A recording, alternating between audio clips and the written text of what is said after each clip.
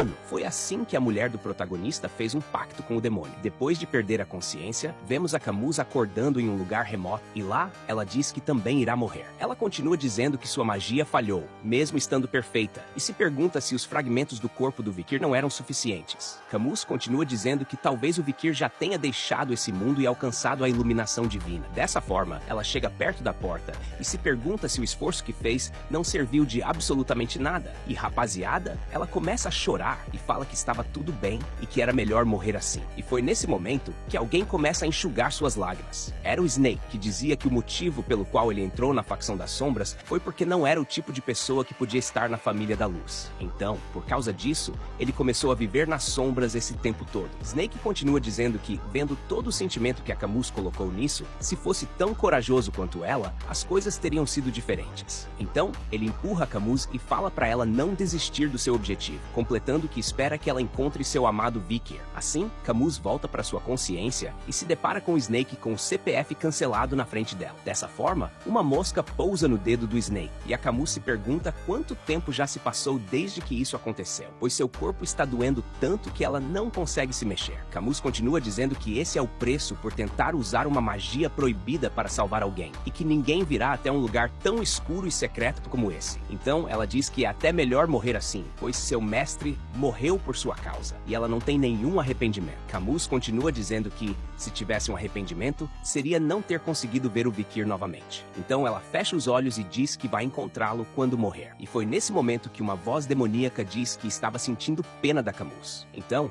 ela abre os olhos e se pergunta se estava ouvindo vozes. O demônio fala que não era uma ilusão e que apenas veio até ela. Dessa forma, Camus pergunta se ele era o demônio que viu nos livros. Sayri fala que sim e pergunta o quanto ela sabia sobre os demônios. Desse modo, Sayri diz que vai ser direta e pergunta se pode salvar a Camus com seu poder, para depois fazerem um acordo. Camus aceita esse acordo, pois não tinha mais opções. O demônio pergunta o que ela queria e completa dizendo que, para ela fazer aquele círculo mágico, devia querer salvar ou reencontrar alguém que morreu. Então, ela aparece e diz que era especialista em ajudar quem deseja trazer pessoas de volta à vida. Em seguida, chama Camus para fazer um pacto. E claro, Camus já lembra do Snake, desejando que ela encontrasse o Vikir. E, sem perder tempo, ela aceita o contrato com o demônio. Assim, ela arregala os olhos e fala que ainda não vai desistir de encontrar o Vikir. E como sempre, já aguardem os próximos capítulos.